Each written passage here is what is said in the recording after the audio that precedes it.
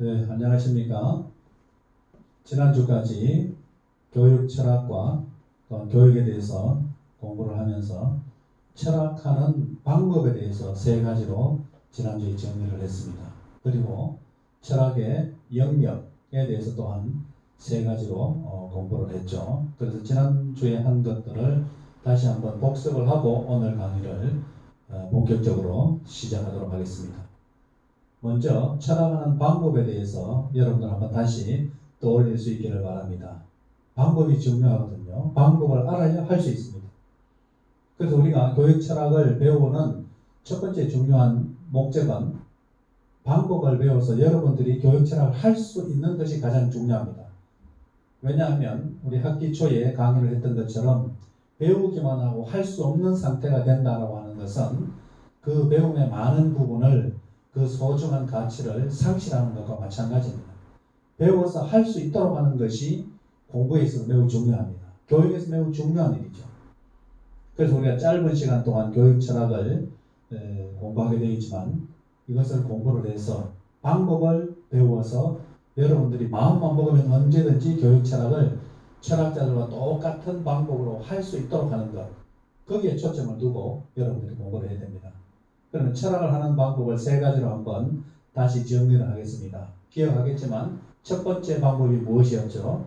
첫 번째 방법은 질문을 던지는 것. 소크라테스가 주로 하는 일이 그거라고 했죠. 사람들에게 질문을 던집니다. 어떻게 생각하느냐, 왜 그런가? 질문을 던지는 것에서 철학은 시작됩니다. 그리고 질문을 던진 후에 철학이 계속해서 진행되려면 무엇이 있어야 된다고 했습니까? 대화가 필요합니다. 이야기가 필요하죠. 그래서 대화와 이야기는 철학에 있어서 철학을 진행시키는 힘과 같습니다. 대화와 이야기, 그것이 두 번째고, 그 다음에 세 번째 철학을 하는 방법은 철학을 통해서 무엇을 하고자 하느냐, 어디로 가고자 하느냐, 지혜를 조화하는 것으로 가야 한다는 거죠.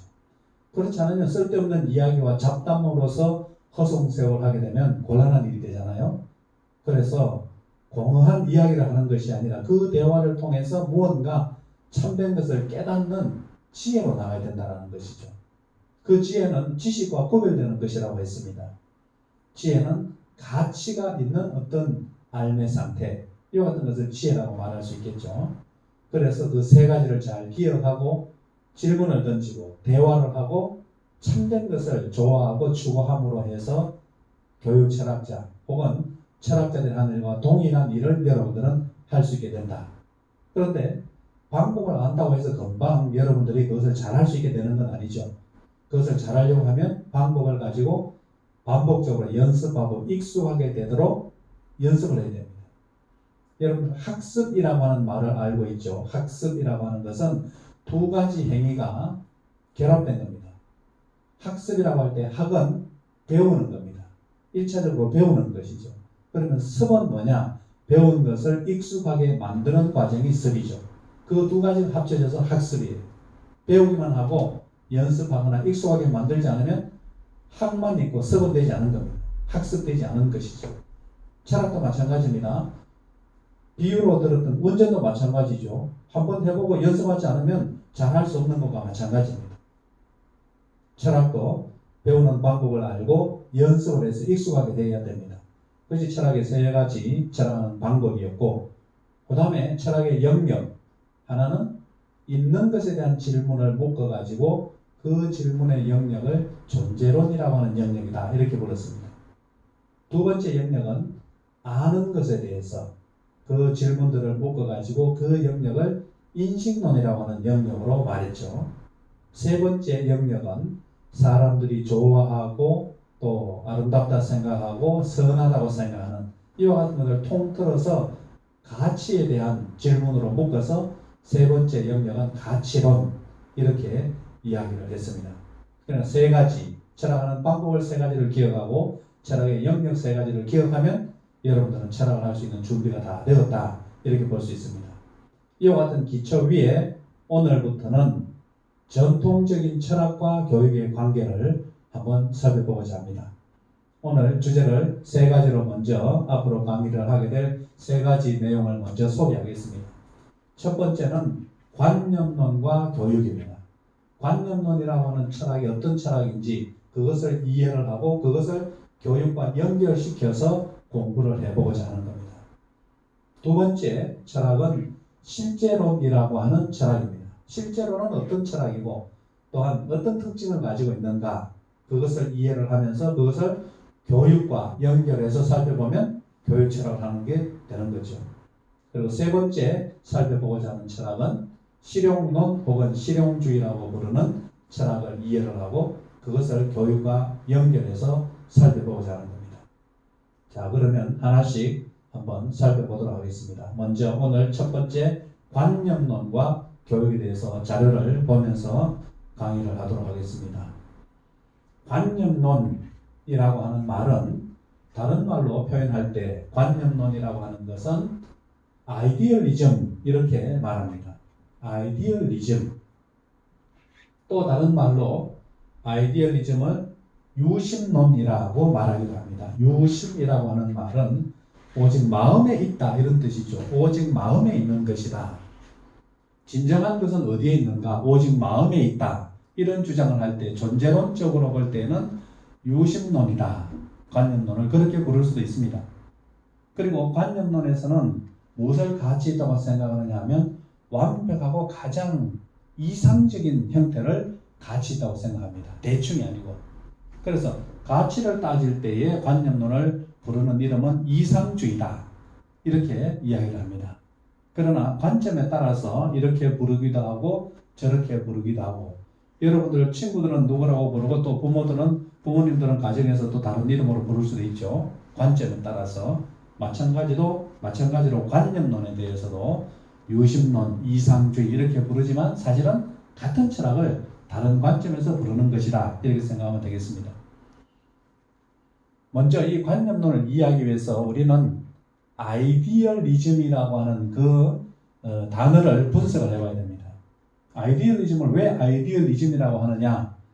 여기서 중요한 것은 아이디어입니다. 여러분 아이디어가 무엇인지 알겠죠? 아이디어.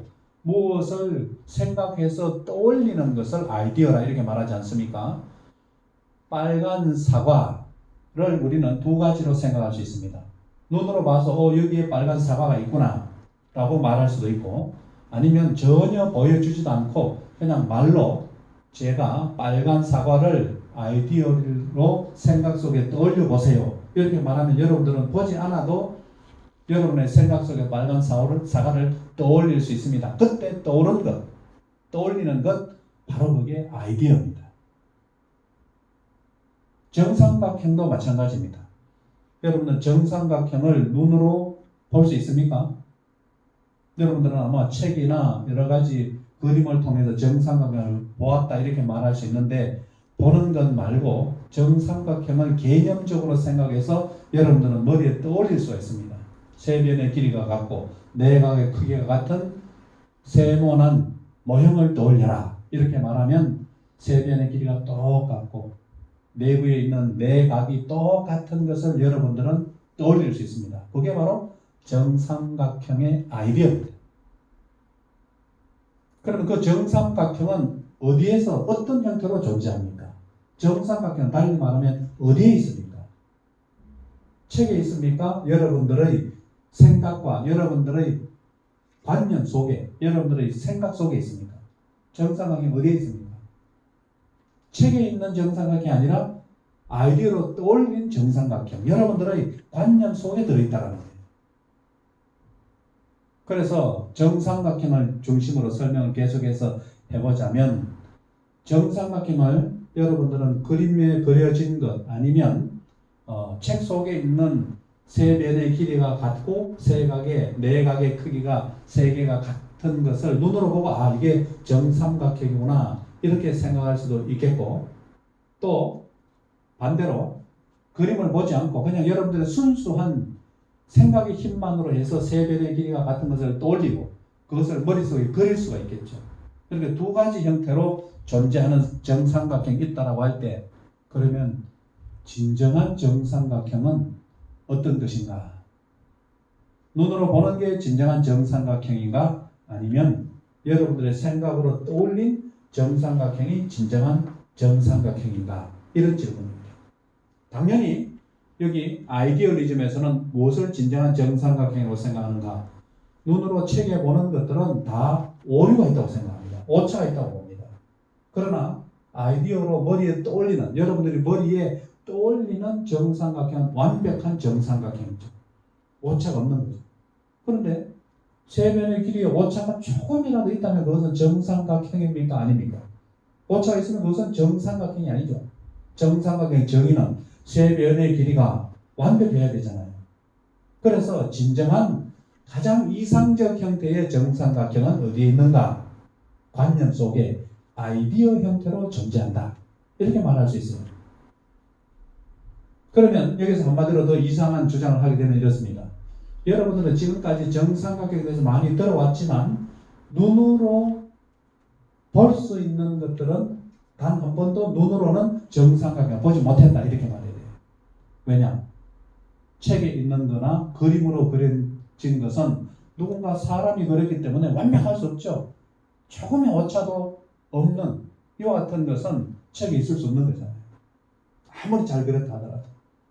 그러나 방금 아이디어로 떠올린 정삼각형은 완벽한 형태로 여러분의 아이디어 관념 속에 존재한다. 이런 주장을 관념론에서 한다라는 거예요. 그러면 대략적으로 이 관념론 철학이 어떤 철학을 어떤 특징을 가지고 있는지 여러분들이 대략 이해할 수가 있겠죠. 자, 그러면 이 관념론 철학에 대해서 존재에 대한 질문을 가지고 계속해서 그 특징을 한 번 더 살펴보도록 하겠습니다. 앞에서 얘기했지만 아이디어의 세계를 다른 말로 말하자면 관념의 세계다 이렇게 말할 수 있습니다. 아이디어 알죠? 생각의 힘으로 떠올린 세계. 그러니까 여러분들은 생각의 힘으로 많은 것들을 떠올릴 수 있죠.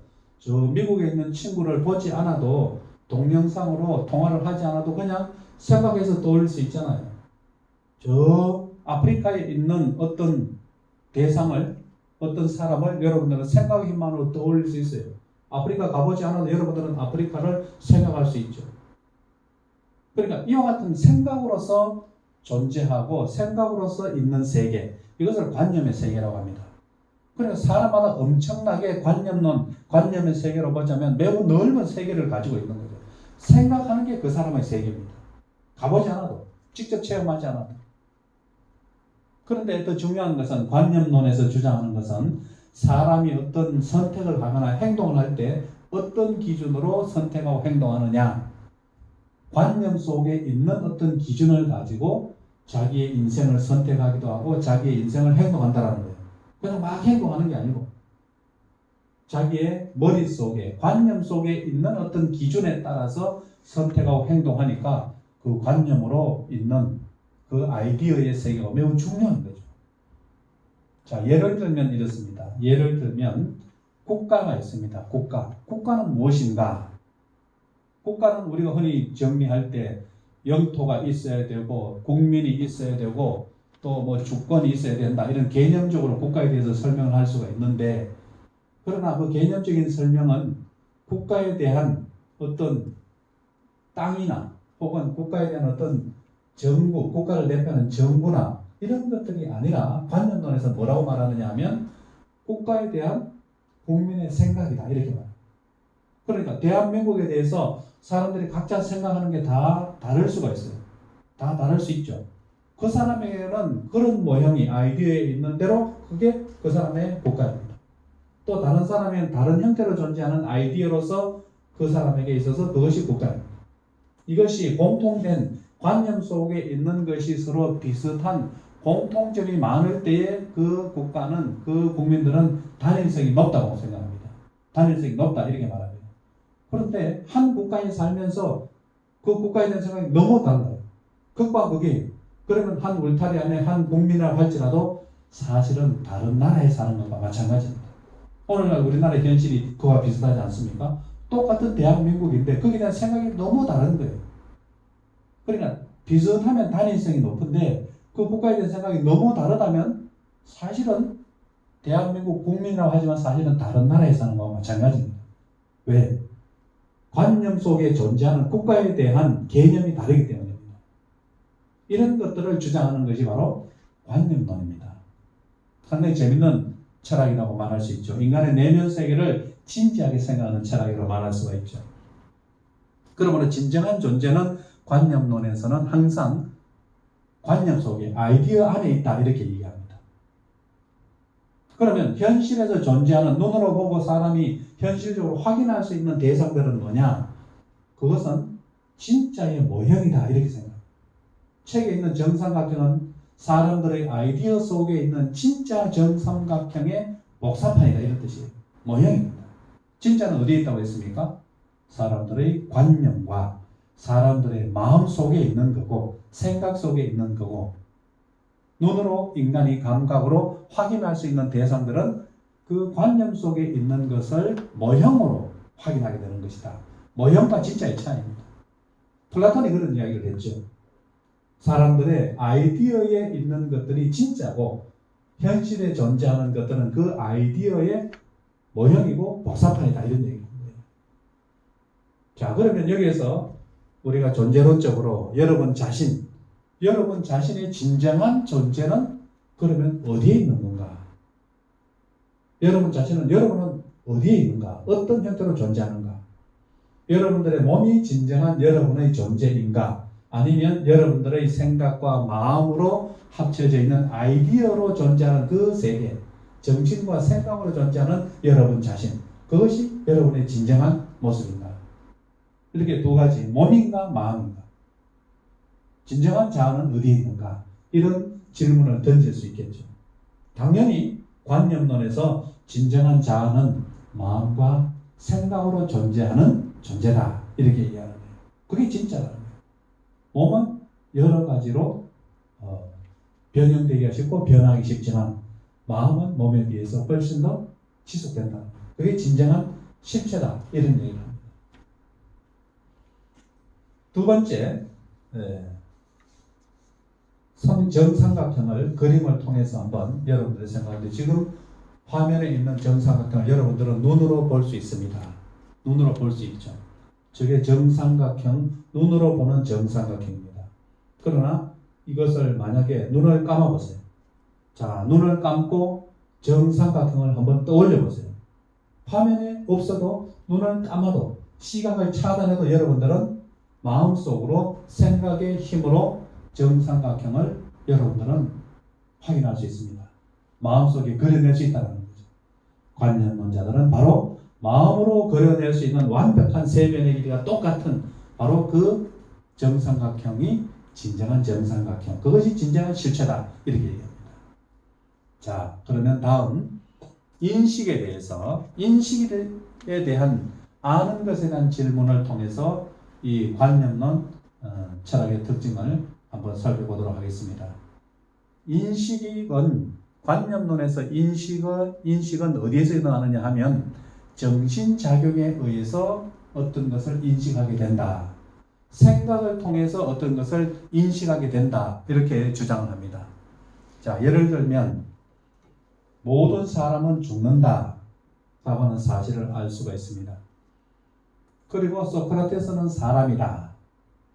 그러면 소크라테스는 하고 관로를 하면 생각의 힘을 통해서 저 관로 속에 무엇이 들어가야 되는지 여러분들은 알 수 있겠죠.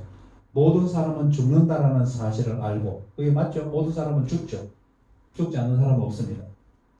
소크라테스는 사람이죠. 소크라테스는 동물도 아니고 신도 아니에요. 자, 그러면 마지막 세 번째 빨간색 문장에서 소크라테스는 하고 관로를 저기 죽는다 내가 써주었지만 만약에 그냥 빈 관로로 두었다면 생각을 하는 사람이라면 당연히 저기다가 소크라테스는 죽는다 이렇게 써요. 근데 생각에 문제가 있으면 저기다 소크라테스는 뭐 남자다 뭐 이렇게 쓸 수도 있겠죠. 그것은 생각과 전혀 관계없이 어떤 것들에 대해서 판단하는 경우가 그렇죠. 그러나 순차적으로 모든 사람은 죽는다, 소크라테스는 사람이다, 소크라테스는 하고 질문을 던지면 죽는다. 이렇게 3단 논법으로 해서 정신의 힘을 통해서 어떤 것을 알게 된다는 겁니다. 여기에서 왜 정신의 힘을 강조하는가? 관념론에서 정신의 힘을 강조하는 이유는 어디에 있는가? 그것은 눈으로 보거나 귀로 듣거나 사람의 맛을 통해서 어떤 대상을 아는 것은 부정확하기 때문에 그렇습니다. 착각하기가 쉽다라는 거예요. 오류 가능성이 매우 많다는 겁니다. 예를 들면 여러분들 중에 소주를 좋아하는 친구들이 있을 수 있습니다. 소주를 좋아하는데, 그러나 소주도 사람들마다 좋아하는 소주가 다 다르겠죠. 여러분들은 어떤 소주를 좋아합니까? 자, 어떤 사람은 나는 참이슬을 좋아한다 이렇게 말하는 사람도 있겠고, 또 어떤 사람은 나는 참소주를 좋아한다 이렇게 말하는 사람도 있을 거예요. 왜 어떤 사람은 참소주를 좋아하고 어떤 사람은 참이슬을 좋아하겠습니까? 우선 그게 더 맛있다는 거예요. 자기 미각에 맞다는 것이죠. 이 말은 미각을 통해서 참이슬과 참소주를 구별할 수 있다는 뜻입니다.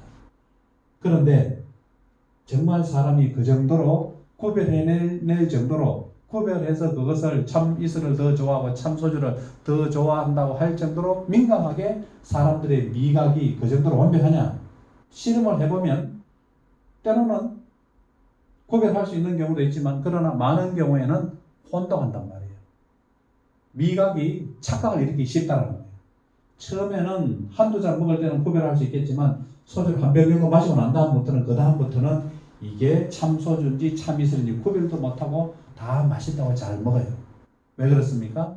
인간의 감각은 쉽게 무뎌지고 또 오류와 착각을 범할 가능성이 많기 때문입니다. 우리는 비슷한 소리를 들려주면 그 소리를 구별하지 못합니다. 인간의 듣는 기능이 정확하지 않다는 거죠. 보는 것도 마찬가지입니다. 어떤 시각에서 보느냐에 따라서 시각도 착각과 오류를 범할 가능성이 많습니다. 비슷하면 우리는 다 똑같다고 생각합니다. 그러나 실제는 그렇지 않죠. 자, 무슨 말하느냐? 인식에 대해서 많은 사람들은 감각을 통해서 무엇을 알 수 있다 이렇게 생각하는데, 관념론에서 보자면 인간의 감각은 정확하지 않은 경우가 매우 많다는 겁니다. 그것은 믿을 수 없는 거죠.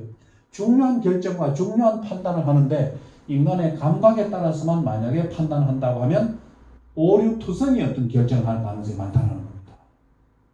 그래서 사람들이 연애를 할 때 눈에 뭐가 씌었다라고 하잖아요. 아, 예뻐요. 예뻐 보이고 좋아 보여요. 그런데 그 눈에 뭐가 씌은 거예요. 눈에 씌인 콩깍지가 벗겨지면 아, 내가 무엇을 보았는가. 착각과 오류 가능성이 매우 많다는 거예요. 시각은. 여러 가지 요소가 개입하기 때문에.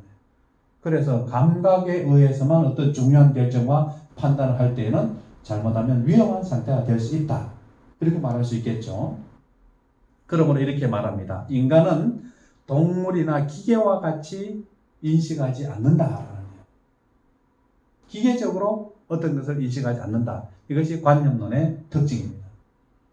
계속해서 인식의 어떤 상황을 좀 더 예를 들어 설명해 보면, 화면에 A와 B가 있습니다.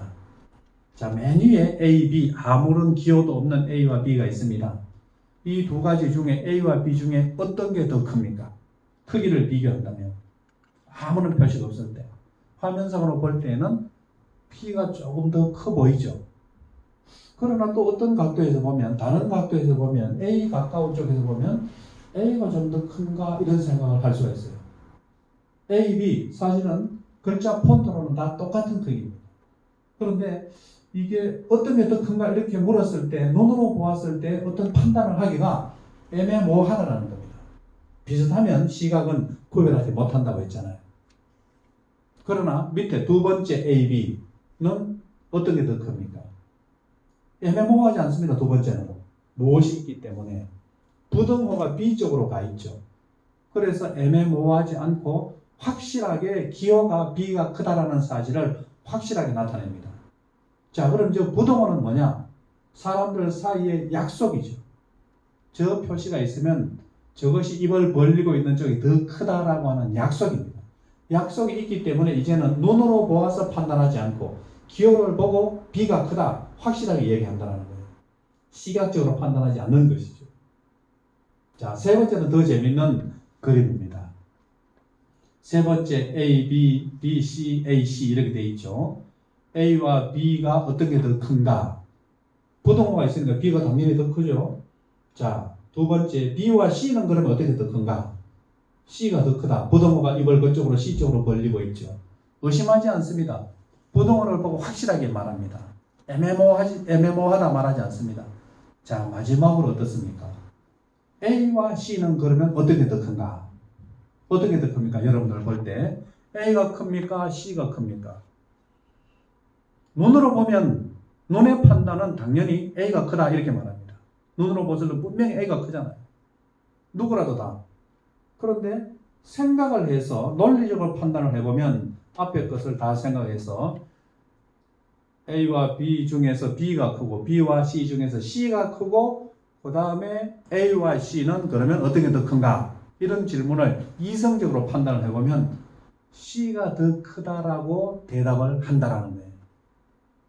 그렇지 않습니까? 눈으로 보는 관점을 가지고 있는 사람이 볼 때는 정말 이상한데 A와 C 중에서 C가 크다 이성적으로 그렇게 대답을 한다는 겁니다. 그러니까 눈으로 판단하는 사람 입장에서 볼 때는 전혀 이해할 수 없죠. 이 사람들이 정말 뭔가 좀 잘못됐나 이런 생각하지 않겠어요? C가 더 크다고 하는 사람 한다면 눈으로 볼 때요. 그러나 이성적인 판단에 따라서 생각을 중심으로 판단할 때, 아이디어를 중심으로 판단할 때에는 이와 같이 A가 분명히 더 큼에도 불구하고 C가 크다 이렇게 말한다는 것이죠. 이와 같은 방법으로 생각을 통해서 어떤 것을 판단하는, 인식하는 이와 같은 것이 바로 관념론의 인식의 특징이다 이렇게 볼 수가 있습니다. 그래서 여전히 관념론에서는 감각은 불확실하다, 이성은 확실하다 이렇게 얘기합니다. 맛은 혼동 일으키기가 쉽고 시각은 착각하기가 쉽다 이런 얘기를 할 수가 있겠죠. 자, 다음으로 이제 세 번째 가치에 대해서 설명을 하도록 하겠습니다. 여전히 관념론에서 생각하는 가치입니다. 관념론에 대해서는 무엇을 가치 있다고 생각하느냐 이런 말입니다. 관념론에서는 당연히 정신적 세계, 관념의 세계가 가치 있다고 얘기합니다. 진실이 중요하잖아요. 진실을 판별하는 진정한 것은 어디에 있는가? 진실은 어떤 사람의 진실은 말에 있지 않고 그 사람의 행동에 있지 않고 그 사람의 진실은 그 마음속에 보이지 않는 마음속에 있다 이렇게 판단합니다. 그래서 진실로 보는 거죠. 그러니까 관념론자들은 그 사람의 말을 듣지 않고 그 사람의 마음을 보려고 하는 거예요. 말을 듣고도 이 말이 진심인가 아닌가 그 마음을 관찰하려고 하는 거죠. 그러니까 어렵죠. 무엇이 선인가? 이것을 판단, 선악의 기준은 무엇을 가지고 판단하느냐 하면 마음에 있는 어떤 동기를 가지고 판단하고자 하는 겁니다. 예를 들면 어떤 어머니가 자녀에게 심부름을 지겠습니다. 집에 손님이 많이 오니까 좀 도와줘라 이렇게 얘기를 했습니다. 그때 자녀가 어머니가 바쁘니까 손님이 오니까 좀 도와줘야 되겠다 이렇게 해서 착한 마음을 가지고 도와주기로 마음을 먹었습니다. 그래서 그 마음을 가지고 다른 사람을 오는 손님을 접대하고 오는 손님을 도와줄 때 그 마음속에 들어있는 선한 동기 그것이 자녀의 선한 것을 판단하는 기준이 되는 거죠. 그런데 그 자녀가 심부름을 하다가 그릇을 옮기다가 그릇을 깨뜨렸습니다. 그럼 어떻게 됩니까? 마음의 선한 동기에서 출발을 했는데 결과적으로는 어떤 일을 실패하고 실수하고 말았습니다. 결과는 잘못되었다는 것이죠. 그러면 그 사람의 경우에 그 자녀가 한 행동은 선한 행동이냐 아니면 선하지 못한 행동이냐. 출발할 때 그 마음이 어땠습니까? 동기가 어떻게 했죠? 마음에 선한 마음에서 출발했기 때문에 그것은 동기로 보아서 선이다 이렇게 말하는 거죠. 그래 진정한 아름다움, 진정한 선은 어디에 있는가? 마음의 선, 마음의 아름다움이 진정한 선이다 이렇게 판단할 수 있는 거죠. 그래서 사람들은 중요한 일을 결정을 할 때, 일생을 함께할 배우자를 선택할 때 어떤 기준에서 그 사람을 선택하겠습니까? 겉으로 보이는 것이 예쁘다고 선택하겠습니까? 보이지 않는 그 사람의 진정한 내면적인 세계가 어떠한가? 그것을 보고자 하는 거예요. 그러나 뭐 잠시 보고 헤어질 사이에는 그 정도까지 생각하지 않죠. 그냥 눈으로 보아서 예쁘면 되죠. 그러면 한 30년, 40년 아니 평생을 살 어떤 결혼 대상자를 선택할 때 눈으로 보이는 대로 판단하지 않죠. 그 사람의 상대방의 내면의 깊숙한 곳까지 살펴보아서 그 마음이 어떠한가 그것을 살펴보고자 하겠죠. 그것을 결정한다는 거예요. 함께 중요한 일을 함께 할 동료를 선택할 때도 마찬가지겠죠. 목숨을 어떤 일을 할 때 그 마음속에 진실이 있는 사람을 선택하겠죠. 겉만 번질이라는 사람을 선택하지 않을 겁니다. 그래서 칼릴 지브라는 이런 이야기를 했죠. 보여줄 수 있는 사랑은 매우 작습니다. 이런 이야기를 했습니다. 보여주는 것은 작은 것밖에 되지 않는다는 것이죠. 이와 같은 것들이 바로 관념론에서 말하는 가치에 대한 주장들입니다. 다음에 이 관념론적인 어떤 아이디얼리즘에서 예술에 대한 관점도 마찬가지입니다. 예술에서 중요하게 생각하는 것은 인간의 정신과 인간 내면 세계를 어떻게 하면 잘 나타낼 수 있을 것인가, 이것을 아이디얼리즘에서는 중요한 예술적 중요성으로 생각합니다. 그래서 이 아이디얼리즘을 중요하게 생각하는 것은 추상적인 그림입니다. 사실적인 있는 그대로를 묘사하는 것이 아니라 어떤 인간 내면 세계를 표현하는 겁니다. 그림에서 생생한 전무라가 아니고 추상적 그림입니다. 조선시대에 몽유도원도라고 하는 그림이 있습니다. 그것은 사실적 그림이 아닙니다. 이상적 세계를 화폭에 담아낸 거죠. 생각으로 사는 이상적 세계를 그림으로 표시한 겁니다. 그리고 베토벤의 운명교향곡은 사람의 마음과 심금을 울리기 위한 것으로 사람의 마음에 들리는 이와 같은 음악이라고 볼 수 있죠. 마음에 작용하는 것을 중요하게 생각하기 때문입니다. 귀를 즐겁게 생각하는 것이 아니라는 사실을 알 수가 있는 거죠. 그래서 예술에 있어서도 아이디얼리즘은 이와 같이 내면적 세계를 표현하고 인간의 정신적 세계를 표현하는 것을 중요하게 생각하는 이와 같은 철학이 바로 아이디얼리즘이다. 이렇게 생각을 할 수가 있습니다.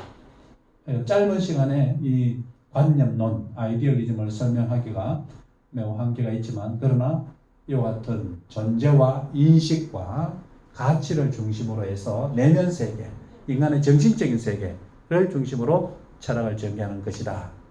여기까지 첫 번째 시간 강의를 하고 쉬었다가 두 번째 강의를 계속해서 하도록 하겠습니다.